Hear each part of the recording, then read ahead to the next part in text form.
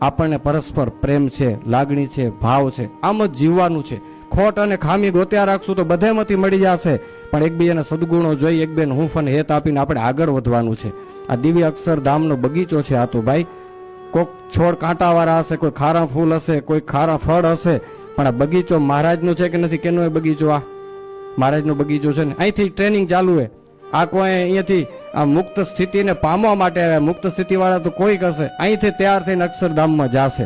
એટલે આપણા જેટલા સમય દર વર્ષે થાય છે, અને આપણે જો ભુજ મંદિરને ભૂલવાનું નથી. મને કીધું એટલે 5 મિનિટ હું નરનાળ દેવની થોડી વાત કરીશ, કારણ કે એના રોટલા ખાઉં રહો 30 વર્ષથી. હા, અને તમે પણ એને લીધે સુખી છો. સાચું ખોટું બોલો?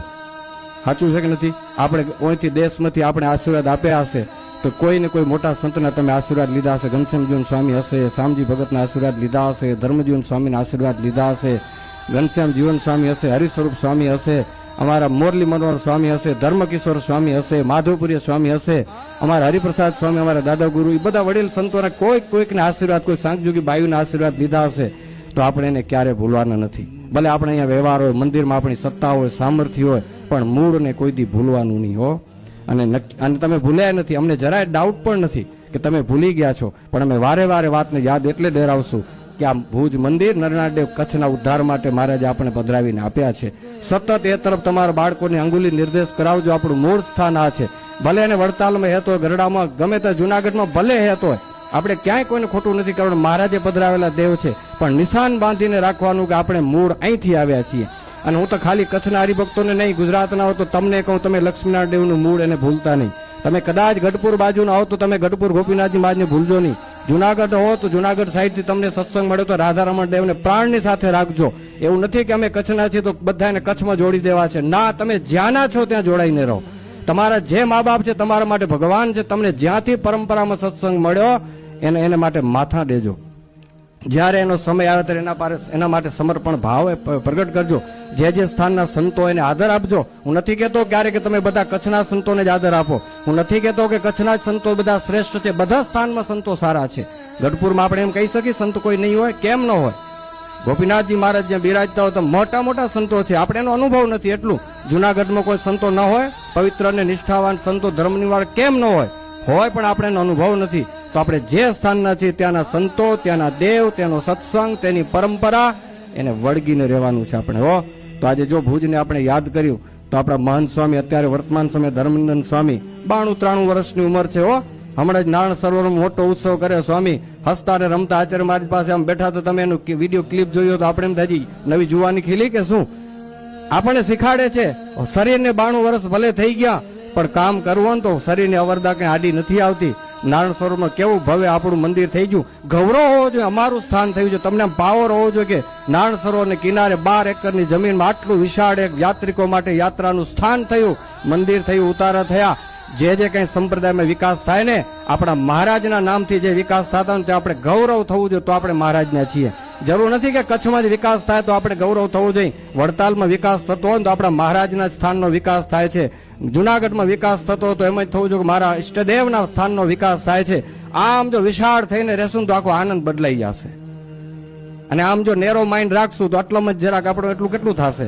પણ આખો સંપ્રદાય મારા મહારાજને ભજે તે બધા મારા, મારા ઈષ્ટદેવને ભજે તે મારા, બધા મારા, આવો ભાવ આવશે તો આખો આનંદ બીજો થઈ જશે. તમે અનુભવ કરવો કરજો, ફિલિંગ કરજો ક્યારેક.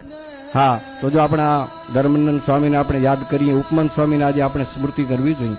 પાર્ષદ જાદુજી ભગત, આ બધા બેઠા મોટા પુરુષો વર્ષોની યાત્રાઓ ખેડી છે.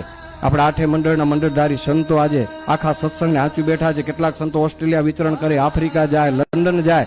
8 મંડળ છે, એક પણ સાધુ બેઠા નથી. રાત દિવસ દોડે છે. હું સાધુ છું એટલે નથી કહેતો, આ સત્સંગ એમને નથી ટક્યો. તમારે હશે અને હોવું જોઈએ. તમે મંદિરના કાર્યકર્તા છો, તમે પણ મહેનત જબરજસ્ત કરો ત્યારે મંદિરો ચાલે છે. અમે કાયમીએ નથી રહેતા. મંદિરના ડેલી રૂટીનના વ્યવહાર તમે સંભાળો છો બધા, અને ઈઝી નથી. અમને ખબર છે કમિટીના જેટલા સભ્યો હોય મંદિરના આવડા વ્યવહાર ચલાવવા નોટ ઈઝી.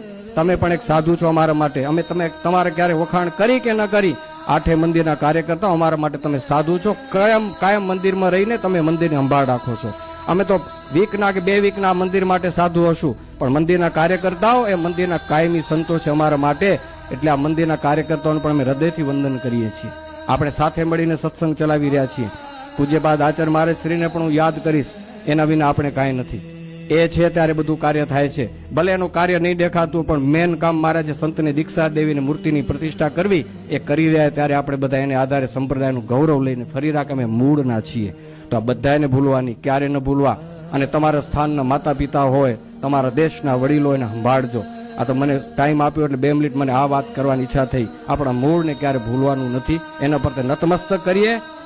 અને આ સાંખજોગી બહેનોને પણ કેમ ભૂલાય? 450 સાંખજોગી બહેનો કચ્છના આપણા, એના મહંત બા આપણા ભુજમાં બેઠા છે. અને એ આજે 450 બહેનોનું લીડિંગ કરીને આખો આજે કચ્છનો સત્સંગ બાયુનો હતો કે અહીંયાનો હોય કે ત્યાંનો, એને અંબારી બેઠે આપણે કેમ ભૂલાય એને? તો આ બધાને યાદ કરવા. આ તો મને તો ક્યારેક વિચાર આવે, દર સમયે જ્યાં જ્યાં આપણા પાટોત્સવ ઉત્સવ ત્યારે આવા 5-7 મિનિટ આપણા પૂર્વજોને આપણા સ્થાનોને યાદ કરાવવા. અને મારી એક તમને પ્રાર્થના છે, આવતા જનરેશનને બચાવવું હોય ને તો વર્ષમાં એકવાર તમારા વતનમાં બાળકોને જરૂર લઈ જાજો. તમે ગોપીનાથજી મહારાજ નો તો એક વખત ગોપીનાથજી મહારાજના દર્શન કરાવજો. તમે જુનાગઢ પ્રાંતના છો તો તમારા બાળકોને વર્ષમાં એકવાર રાધારમણ દેવને ચરણે મસ્તક નમાઈ આવજો. બાળકોને બહુ બચાવવા નહીં પડે, એ તમને દેવો તમારા બાળકોને બચાવી લેશે. કચ્છના છો તો બીજા દેશમાં ફરવા જવાનું, પણ એક સીધી ટિકિટ કચ્છની કાઢવાની, પછી ત્યાંથી વાયા બધી કાઢવાની.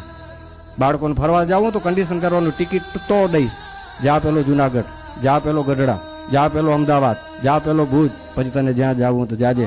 ધારો તો કરી શકો, આવું તમને કરી શકો? થાય કે ન થાય? તમે ટિકિટ ખીચામાં કાઢીને દોરા ને, ભલે ત્યાં એક દિવસ રહેજે, જા મહંત સ્વામીને ચરણે મસ્તક નમાઈ આવજે, નરનાડે 5 દંડોટ કરી નારિયેળની જોડ ચડે આવજે, તારા મનોરથ બધા પૂરા કરશે. આવું આપણે કરવા જેવું તમે કરો જ છો, વિશેષ ધ્યાન દેજો.